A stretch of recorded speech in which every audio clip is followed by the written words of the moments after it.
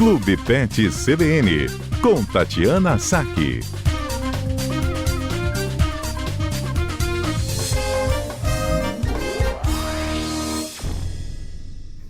Oi, doutora Tatiana, tudo bem? Boa tarde, Mário. Boa tarde aos ouvintes da CBN. Tudo bem comigo? Espero que tudo bem com vocês. Com a gente tudo bem também, graças a Deus. Eu acho que eu vi uma pesquisa essa semana ou semana passada, como a presença de animais domésticos pode melhorar a vida em casa das crianças também, você viu isso? Sim, com bastante frequência, assim, o pessoal acaba veiculando esse tipo de matéria, né? A gente percebe que as crianças, elas são quase sempre, né, uma grande parte das vezes apaixonada por animal de estimação, né? Elas têm uma atração natural pelos bichos além dessa atração e dessa afinidade, né, ter um animal de estimação, na grandíssima maioria das vezes, traz muitos benefícios para as crianças. Ai, que legal. A gente estava lembrando daquela personagem Felícia, lembra do desenho animado que esmagava os bichinhos de tanto carinho? Sim, já me auto-intitulei Felícia algumas vezes. É mesmo, você era muito carinhosa com os bichinhos? Aquela vontade de amassar que a gente tinha quando era criança. Sim, mas quais são os benefícios gerais, assim, que as pesquisas já indicam dessa convivência das crianças com os animais domésticos?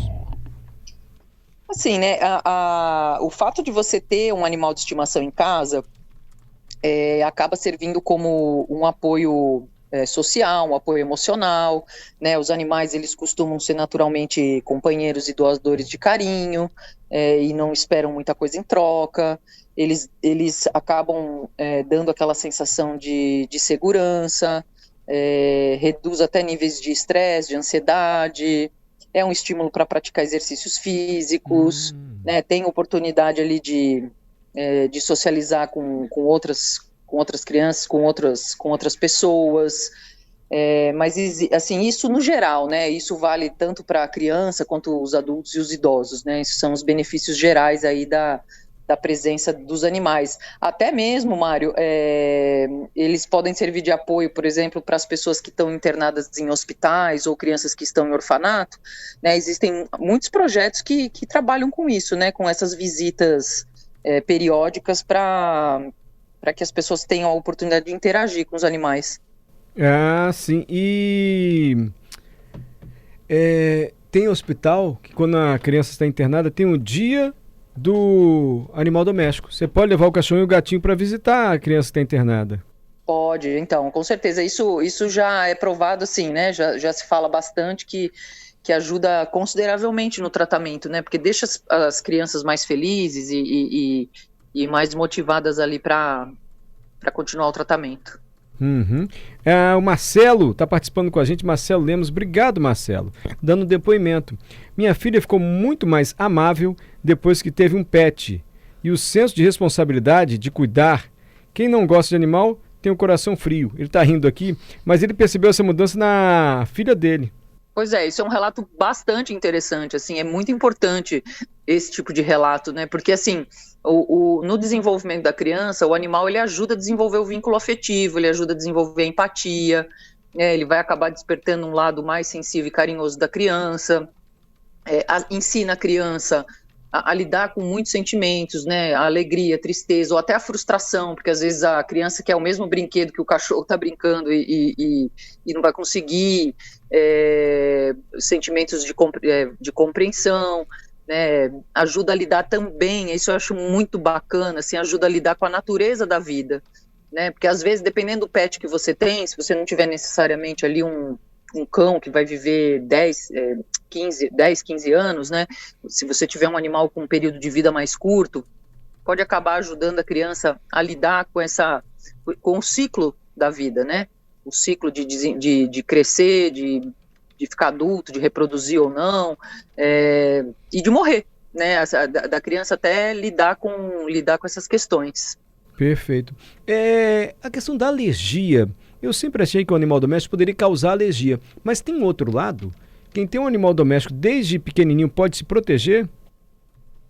Então, existem alguns estudos que dizem que as casas que têm animal de estimação, né, especialmente cão e gato, nessas casas onde as crianças nascem, a taxa de alergia, né, de problemas alérgicos respiratórios, ela é infinitamente menor. Por quê? Porque o contato com os animais estimula o sistema imunológico a desenvolver as defesas. Né? Claro que existem casos que você pode ter realmente uma criança alérgica a um pelo de gato, a um pelo de cachorro, a uma situação específica, né? Mas de forma geral isso foi observado, que esse contato, né, estimula o sistema imunológico. Perfeito. Então, olha só, gente, que interessante, hein? Criança que tem alergia, ou melhor, que ainda não tem, ter um animal doméstico pode prevenir a alergia. Para essas questões hoje como déficit de atenção, será que animal doméstico é bom, doutora? Então, assim, as crianças que têm algum tipo de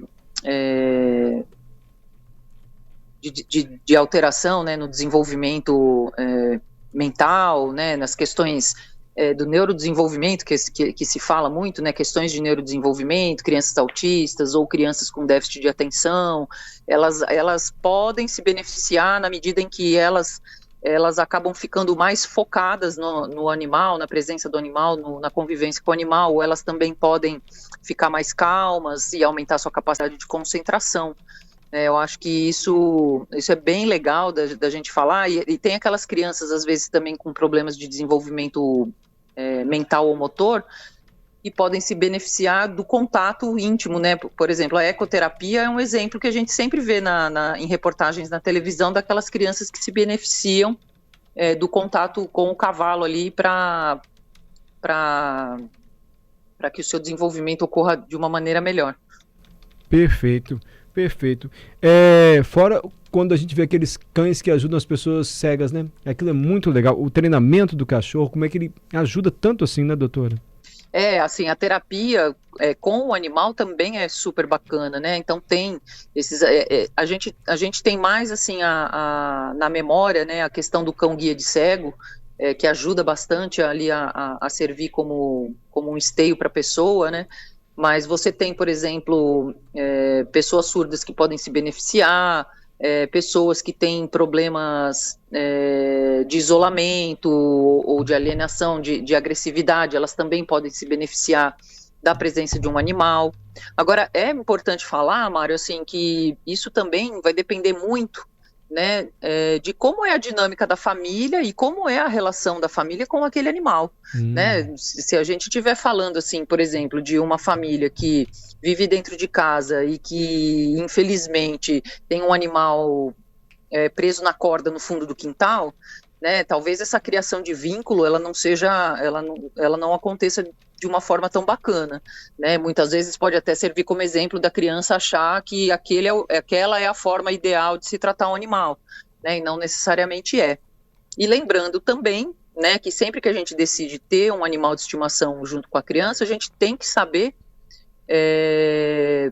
como que vai ser aquela relação.